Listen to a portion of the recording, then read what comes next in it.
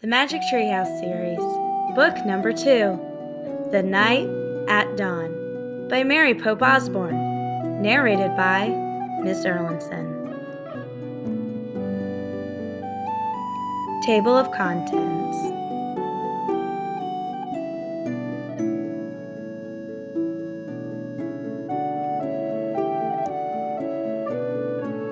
Chapter 1, The Dark Woods. Jack couldn't sleep. He put his glasses on. He looked at the clock, 5:30. Too early to get up. Yesterday, so many strange things had happened. Now he was trying to figure them out. He turned on the light. He picked up his notebook. He looked at the list he'd made before going to bed. Found treehouse in woods. Found lots of books in it. Pointed to pterodon picture in book. Made a wish. Went to time of dinosaurs. Pointed to picture of Frog Creek Woods. Made a wish. Came home to Frog Creek. Jack pushed his glasses into place. Who was going to believe any of this? Not his mom, or his dad, or his third-grade teacher, Miss Watkins. Only his 7-year-old sister, Annie. She'd gone with him to the time of the dinosaurs. "Can't you sleep?" It was Annie, standing in his doorway. "Nope," said Jack. "Me neither," said Annie. "What are you doing?" She walked over to Jack and looked at his notebook. She read the list. "Aren't you going to write about the gold medal?" she asked. "You mean the gold medallion," said Jack.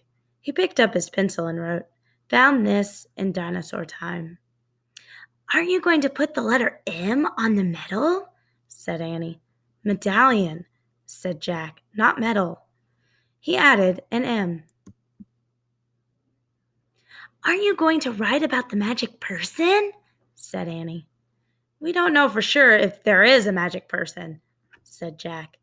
"Well, someone built the treehouse in the woods. Someone put the books in it. Someone lost a gold medal in dinosaur time." "Medallion," said Jack for the third time. "And I'm just writing the facts, the stuff we know for sure." "Let's go back to the treehouse right now," said Annie, "and find out if the magic person is a fact." "Are you nuts?" said Jack. "The sun's not even up." "Come on," said Annie. "Maybe we can catch them sleeping." "I don't think we should," said Jack. He was worried. What if the magic person was mean? What if he or she didn't want kids to know about the treehouse? "Well, I'm going," said Annie. Jack looked out his window at the dark gray sky. It was almost dawn. He sighed. "Okay, let's get dressed. I'll meet you at the back door. Be quiet." "Yay!" whispered Annie. She tiptoed away as quietly as a mouse. Jack put on jeans, a warm sweatshirt, and sneakers. He tossed his notebook and pencil in his backpack. He crept downstairs. Annie was waiting by the back door. She shined a flashlight in Jack's face. "Ta-da! A magic wand!" she said. "Shh! Don't wake up Mom and Dad," whispered Jack. "And turn that flashlight off. We don't want anyone to see us." Annie nodded and turned it off. Then she clipped it onto her belt. They slipped out the door into the cool, early morning air. Crickets were chirping. The dog next door barked.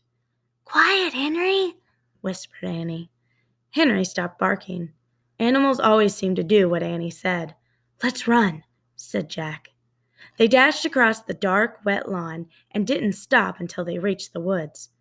"We need the flashlight now," said Jack. Annie took it off her belt and switched it on. Step by step, she and Jack walked between the trees. Jack held his breath. The dark woods were very scary. "Gotcha," said Annie, shining the flashlight in Jack's face. Jack jumped back. Then he frowned. "Cut it out," he said. "I scared you," said Annie. Jack glared at her. "Stop pretending," he whispered. "This is serious." Okay. Annie shined her flashlight over the tops of the trees. Now what are you doing? Said Jack. Looking for the treehouse. The light stopped moving. There it was, the mysterious treehouse, at the top of the tallest tree in the woods. Annie shined her light at the treehouse and then down the tall ladder, all the way to the ground. I'm going up, she said. She gripped the flashlight and began to climb. Wait, Jack called. What if someone was in the treehouse? Annie, come back! But she was gone. The light disappeared. Jack was alone in the dark.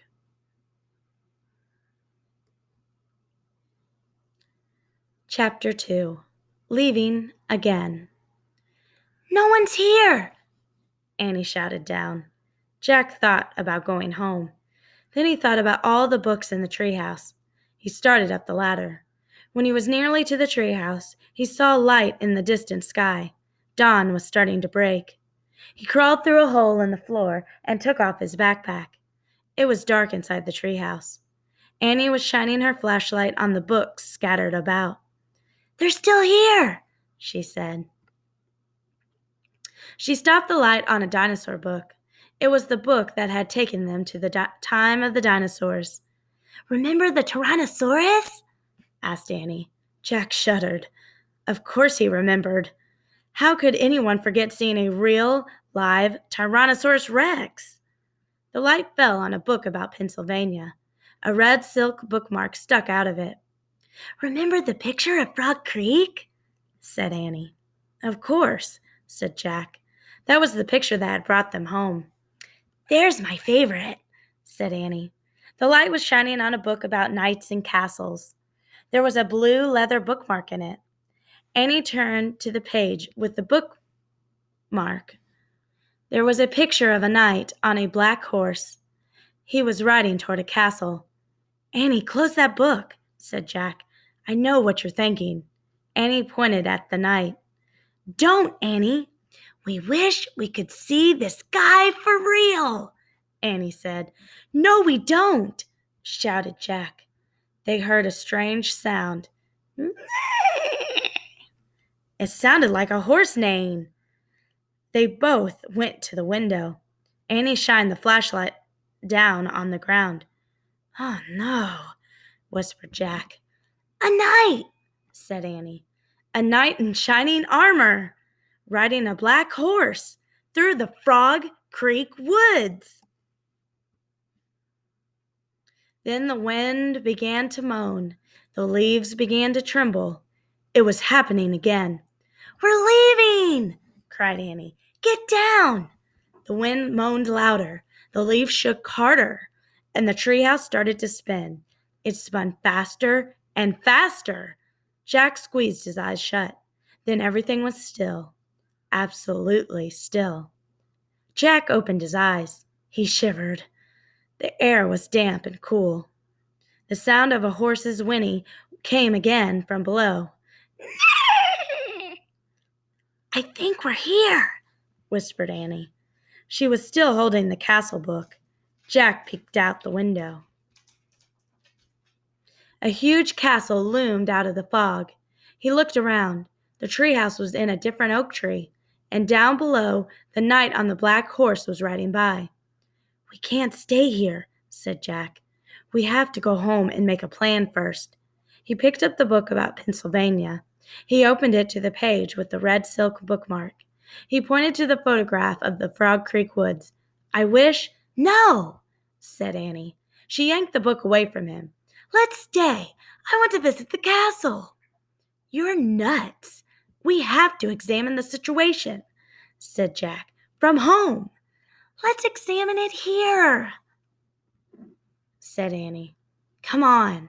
He held out his hand. Give it. Annie gave Jack the book. Okay. You can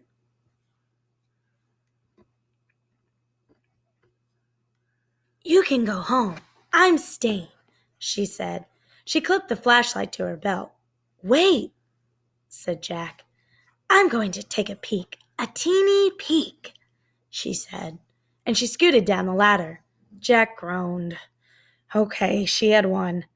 He couldn't leave without her. Besides, he sort of wanted to take a peek himself. He put down the book about Pennsylvania. He dropped the castle book into his pack. He started onto the ladder and headed down into the cool, misty air.